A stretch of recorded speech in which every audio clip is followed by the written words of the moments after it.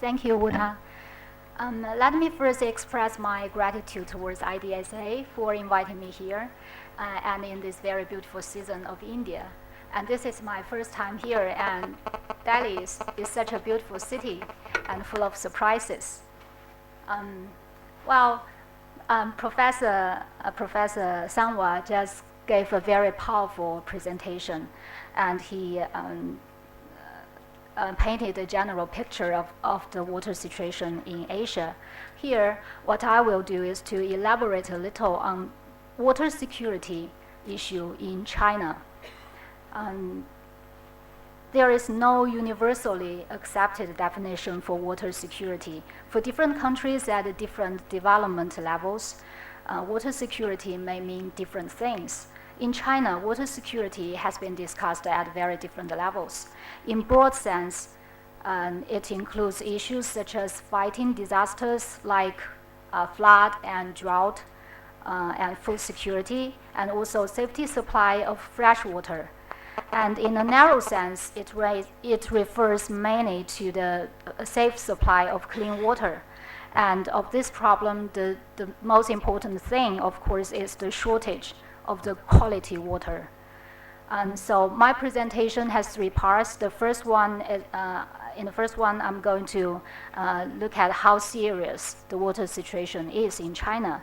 And the second, I'll gauge the effectiveness of the policies and measures adopted by the government to tackle the water challenge. And in the third part, I'll make some suggestions on how China can contribute to resolve the water problems at the regional level. First is about water situation in China.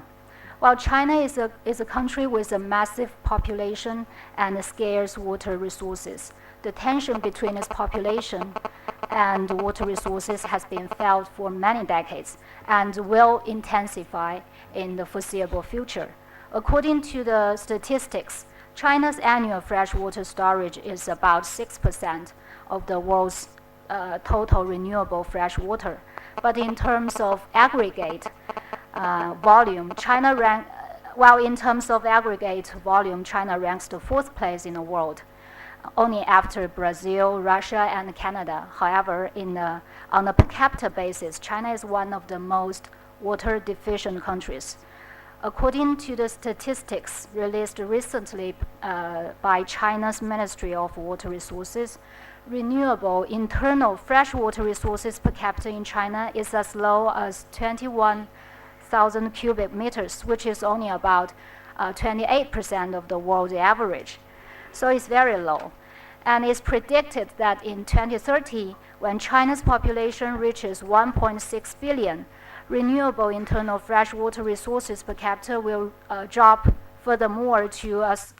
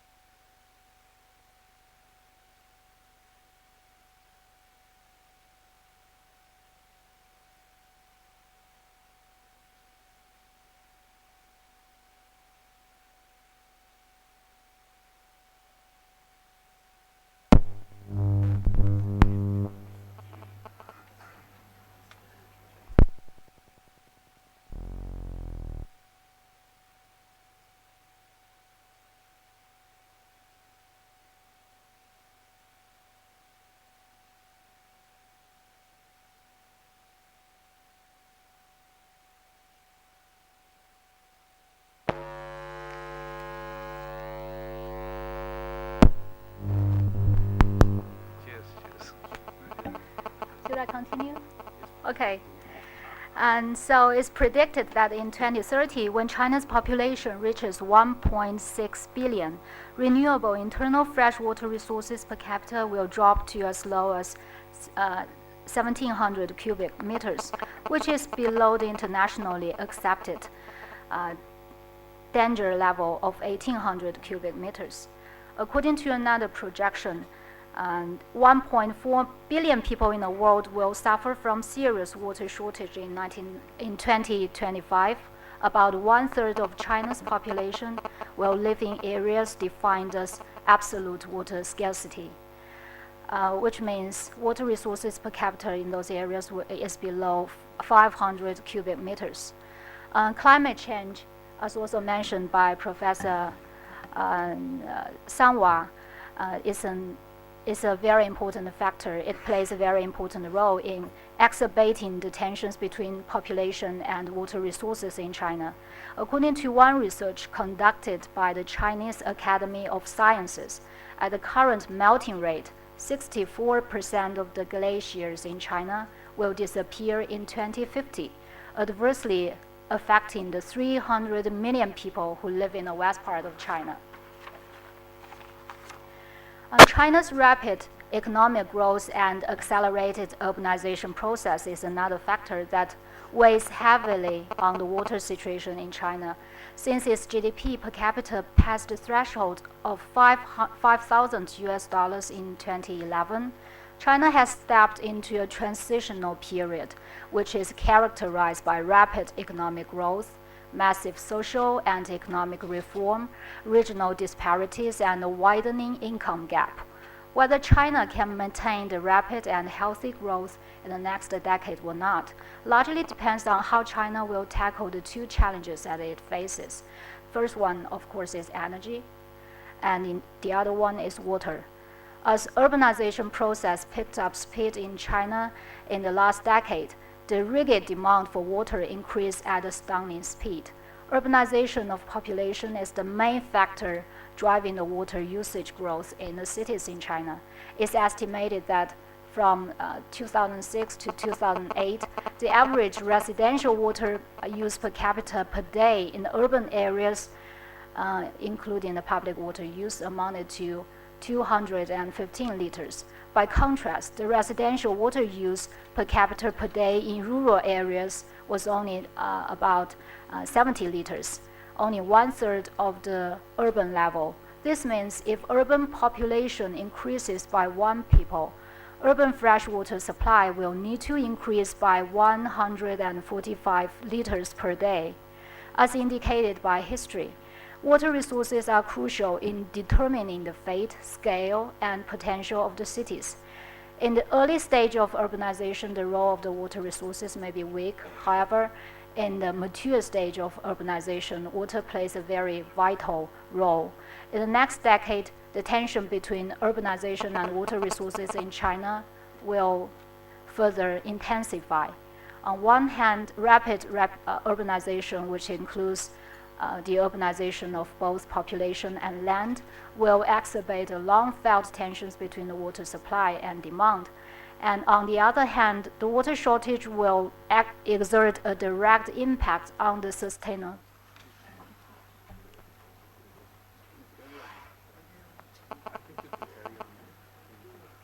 Oh, no, I can't.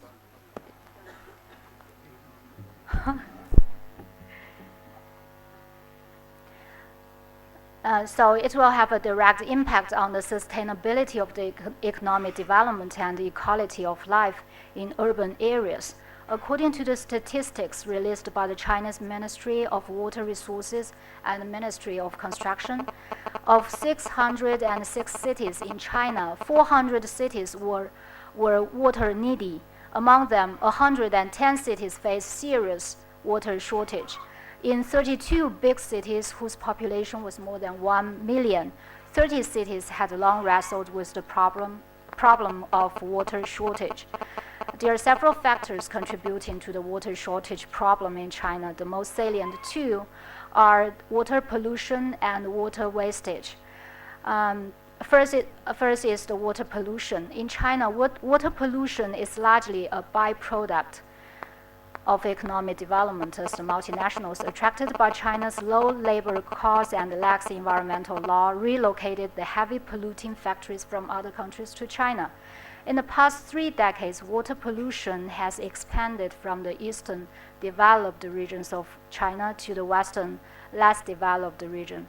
According to 2011 report on national land resources, of the 4,727 groundwater quality monitor posts in 200 cities, 55% were at a level of relatively bad or very bad. According to another investigation conducted by the same industry, which is the industry of land and resources, 65% of the residential use water, 50% of the industrial use water, and 33% of the farmland irrigation water in North China is from groundwater. Of 660 cities in China, more than 400 cities use groundwater as the main source for drinking water. Apart from the groundwater pollution, surface water is also severely contaminated. It's estimated that about 40% of the water courses in China were seriously or very seriously polluted, which means water from these rivers are not suitable for drinking, industrial use, or farm irrigation. Second is the water wastage. In the extensive model of economic growth, water shortage is exacerbated by both inefficient use of water and overdevelopment of land, which results in water loss and soil erosion. Water wastage as a phenomenon is prevalent in China. Take water leakage, for example. It's estimated that water loss from pipe leakage nationwide amounted to nearly 10 cubic kilometers in 2005, more than the water that will be transferred to the north in the first stage of that project. So besides the domestic use of water, both industrial and agricultural use of water is inefficient, even though the use efficiency has improved in these three fronts. However, compared with advanced countries, there is still a huge gap in water efficiency. And then about China's policy to tackle the water challenges. If we compared the situations 30 years ago, the water problem in China is more about the disasters like flood. It was deemed at that time that there was too much water in China. But now the situation has changed. People look at it from another perspective. Now the situation is that we have a very scarce water. So now the Chinese government breaks the water security issues into 5 categories, which are, the first one is supply of the quality drinking water, and then fighting flood is still there. However, it has become less important. Then safeguarding the food security. The fourth is safe supply of fresh water, and then the ecosystem security. I should say that the challenge remains tremendous as far as the latter two are concerned. In order to ensure the safe supply of the fresh water, the Chinese government has adopted various measures. Here I will introduce some of the most important ones to you. And the first one is the water diversion project. In terms of importance, this may not be the most important one. However, it creates a lot of headlines, especially from last year to this year.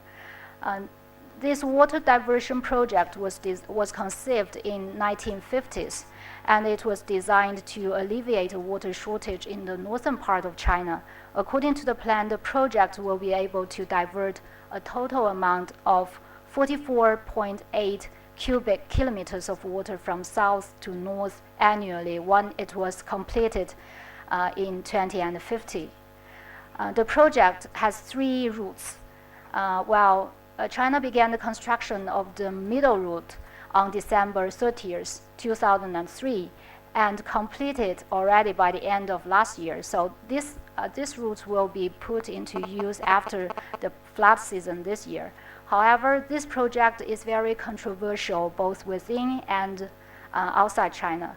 Although it can alleviate the water shortage in North China to a certain degree, it cannot resolve the problem. In fact, there are 3 problematic trends in North China which will reduce the positive effects of this project or reduce the efficiency, the effectiveness of this project. First, the water consumption, especially the residential water use in big cities, continues to rise. And at the same time, the amount of groundwater supply and renewable freshwater resources per capita in North China decreases. So if the population in North China continues to rise, the stress on both groundwater and the ecosystem will increase. Besides this, the water diversion project cannot compare to water saving projects in terms of return of investment. Here's an example. It made a comparison between the North China and Israel. While Israel, for example, is renewable freshwater resources per capita is very low, which is less than that in North China. However, this country successfully resolved the water problem with efficient water saving projects.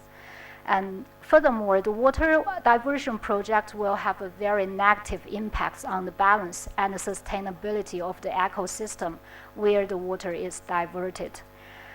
Second is about water. Second way to address this problem is seawater desalination projects. While severe water shortage has become a very important factor that restrains China's economic and social development, especially its coastal areas. China has a long coastline that is extending over 32,000 kilometers. Besides coastal regions, the central and western regions also boast abundant brackish groundwater. So seawater desalination was singled out as one of the most important immersion industries in the 10th, 11th, and 12th five-year plan. In the period of 11th five-year plan, which is from 2006 to 2010, the production capacity increased at the annual rate of nearly 70%. By the end of 2012, 95 seawater desalination projects has been established nationwide with a production capacity of 774,000 tons of fresh water per day. However, in China, the production cost is still relatively high. Although the industry is promising, there's still a long way to go before the desalinated water can be widely used in China. And the third way to address this issue is by pollution, is with pollution prevention and control measures. The Chinese government made various efforts to contain water pollution. In 2008, the Water Pollution Prevention and Control Law were introduced, which allows citizens to participate in the decision-making process to prevent the high-polluting firms from moving into neighborhood.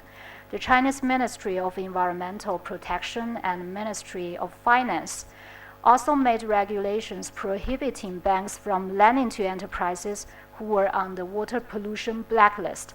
However, these measures are only partly effective, as the high-polluting firms relocate from the coastal areas to the mid-part of China and the hinterland of China. So the problem of water pollution shifts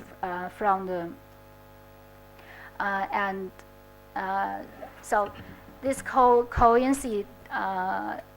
coincide with the process that the pollution problem shifts from the urbanized area to the rural areas. And the fourth way to address this problem is with the water saving measures. However, this one is also not that effective. In the 10th five-year plan, which is from 2001 to 2005, the Chinese government proposed to establish a water saving society for the first time. The plan pointed out that water resources should be used in a sustainable way, and that the industrial and agricultural layout should be consistent with the bearing capacity of the water resources of that area. In the 11th five-year plan, the Chinese government stressed importance to build a resource-saving and environmentally friendly society.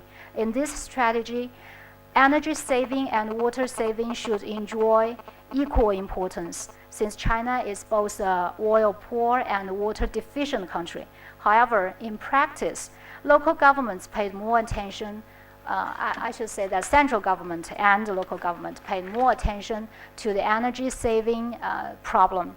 Energy saving targets are regarded as compulsory, and water saving targets are optional. For example, the 11th five-year plan introduced 4 water-saving targets. Only one of them is deemed as compulsory. However, in practice, even this target was not deemed as a must task. Well, this is hardly changed in the 12th five-year plan, which starts from 2011 and ends in 2015. As a result, economic growth has been achieved at the cost of the water resources from the coastal development areas to mid and western less developed land in the last decade. In the last part, I think that China can do a lot as far as the regional water cooperation is concerned in the future. Like China, many Asian countries face daunting water challenges. Asia is home to more than half of the world population, but freshwater resources in Asia is only more than that in the Antarctic. In the next 10 years, the population in China is projected to grow by 500 million, while rural population will remain largely unchanged from now to 2025. Urban population may increase by more than 60%. Besides population growth, climate change is also a source of stress for the water situation in China. I will not elaborate on that because it's already addressed by other professors. The decrease in freshwater supply may have multiple consequences, including food shortage, deteriorating quality of life, massive eco-migrants, and even geopolitical tensions. A number of regional organizations and forums endeavor to improve the water situation in China, but the cooperation yields little fruit. There are several reasons for that. First, for many countries, water security is not on the top agenda of domestic politics. Second, many countries lack technologies or other resources to improve water efficiency or water quality, even if they recognize how important it is to address this issue. And third, there are no effective mechanism in the region to co-develop useful technologies and to share them. So to tackle these common challenges, Asian countries need to work out a regional strategy in a collective way. China needs to work together with other Asian countries to strengthen regional cooperation on water technology. If the water-saving technology were shared among the regional countries, the water situation could be greatly improved. In the past decade, regional countries have made big strides on economic cooperation in the front of FTA, investment, and those kind of issues. However, the cooperation on water issues remains a weak link. Given the mounting water stress most regional countries feel and the nature of the water security as the public goods, regional countries with technology advantages and successful experiences need to take the leadership in fostering the cooperation on water issues. China, for example, could enhance bilateral and multilateral cooperation mechanisms with interested regional countries. And China also needs to play a more active role in bilateral and regional cooperation on international rivers. More than 40 international rivers flow from or into China. The biggest 15 account for 40% of the total river runoff in China. Both to China and to the countries that parts of these rivers are situated, they are very important and carry economic, social, and even geopolitical importance. In the past decade, water-related transboundary disputes have been emerging as a new problem for China. Although China is taking a more open and cooperative attitude towards regional water cooperation, as embodied by the establishment of a number of river cooperation mechanisms, there is still a lot of work that needs to be done. I made several suggestions, and those suggestions only represent my own views, not necessarily that of CICIR or the Chinese government. I think that first, China needs to establish a domestic legal framework to manage the issues related to the international rivers. And now there's so many ministries and so many agencies have a say in this issue, and this issue was not properly addressed. That is a problem. And second, China can help to maybe together with many other countries, build bilateral and regional cooperation mechanisms on development and protection of the international rivers. Most of the countries that share international rivers with China are classified as water deficient countries.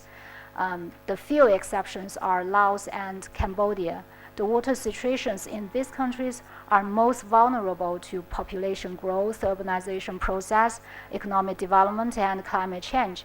So China and the involved countries could enhance cooperation by forming an information sharing mechanism first. And I think any meaningful cooperation should be built on transparent and timely exchange of information, and then other cooperation measures can be built on this to further to carry this very important issue on. So what I would like to make 3 points here in my paper. First one is that the water situation in China is dire, and Chinese, they recognize this problem and know that this challenge is very difficult to tackle. And then even the second point is that even though Chinese government recognize how important it is to address this issue, the policies that it has adopted until now were not optionable and needs to be enforced or implemented in a more serious and effective way. And the last point is that China should enhance its cooperation with the regional countries as far as the water issues are concerned. Thank you.